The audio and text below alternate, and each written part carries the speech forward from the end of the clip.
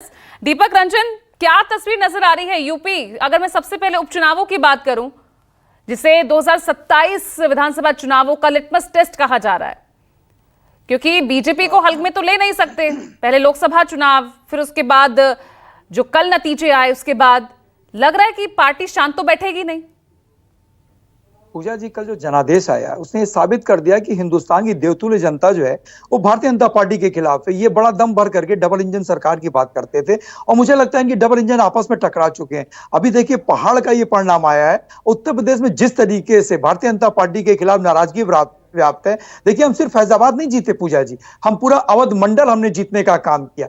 और 7 साल से इनके उत्तर प्रदेश में, हम समझते हैं 7 साल क्या 7.5 साल हो गया, उत्तर प्रदेश में भारतीय जनता पार्टी की डबल इंजन की सरकार चल रही है और आज ये मंथन करने का काम कर रहे हैं। देखिए, मंथन से ज्यादा जरूरी था अगर उत्तर प्रदेश की देवतुल्य जनता की जो मूलभूत समस्याएं हैं उसके लिए अगर उन्होंने चिंतन कर लिया होता तो आज ये परिणाम नहीं आते। अभी तो देखिए, आपने देखा होगा किस तरीके से अभी लोकसभा का चुनाव उत्तर प्रदेश में जो कंडक्ट हुआ उसमें हम लोग ने किस तरीके से भारतीय जनता पार्टी को शिकस्त देने का काम किया। और देखिए, जहां पर ये आज चिंतन मंथन कर रहे हैं वो भी समाजवादी सरकार की देन है। वो भी समाजवादी सरकार में ही लोहिया राममनोहर लोहिया विधि संस्थान जो है बना था। ये एक ऐसा हॉल नहीं बना पाए जिसमें ये जाकर के जो है मंथन कर सके, मीटिंग कर सके। और अब तो आपने देखा होगा, देखिए पहले हम लोग ने भी सुना है, देखा है कि भारतीय जनता पार्टी कभी भारतीय जनता पार्टी के खिलाफ अपने अंदर कभी इनके अंदर प्रतिद्वंदता नहीं रहती थी और अंतर्द्वंद नहीं रहता था। आज जिस तरीके से इनके पार्टी के नेता मुखर होकर के खुले मन से कह रहे हैं, श्री रमेश मिश्रा जी जो सिटिंग एमएलए हैं, पूर्व मंत्री श्री मोती सिंह जी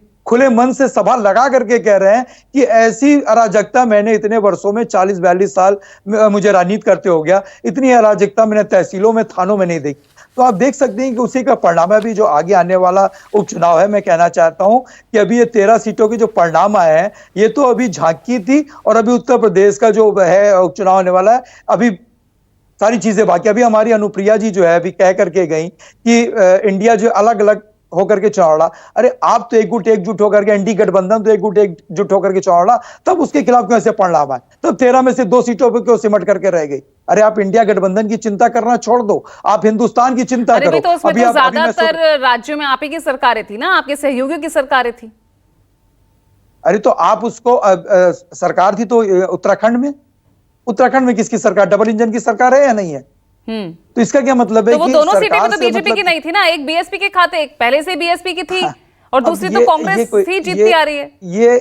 ये पूजा जी जस्टिफाई करने का कोई मतलब नहीं है। इसके मतलब कि वहां की देवतुल्य जनता ने आपके खिलाफ मोहर लगा दिया ना, आप जो आपका कुशासन चल रहा है। लेकिन इस बार अब जो आप जातिगत समीकरण बिठाने की कोशिश करते हैं ना, वापस अपनी उसी पिच पर बीजेपी आ गई है। 16 मंत्री उतार दिए गए हैं और हर विधानसभा क्षेत्र में जिन जातियों का प्रभाव है उन्हीं से जुड़े मंत्रियों को उतारा गया है।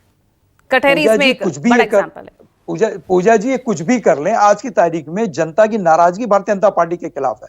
आपने देखा होगा न सिर्फ इनकी पार्टी में जो अंतरकलह है बल्कि आज की तारीख में और जनता की नाराजगी जो है डे बाय डे बढ़ती जा रही। जनता इनसे नाराज है। ये धर्म को आगे करके, प्रभु श्री राम को आगे करके, हमने बार बार ये बात कही कि अगर ये काम के आधार पर लोगों के बीच में जाते तो शायद डॉक्टर कौशल मिश्रा, एक नया नैरेटिव यहां हो गया, अयोध्या से अब बद्रीनाथ भी नहीं। सिर्फ देखिए पूजा जी, मैं एक चीज जरूर क्लियर करना चाहता हूं। मैं एक जवाब ले लूं फिर मैं आती हूं। हाँ बोलिए, 10 सेकंड दे रही हूं,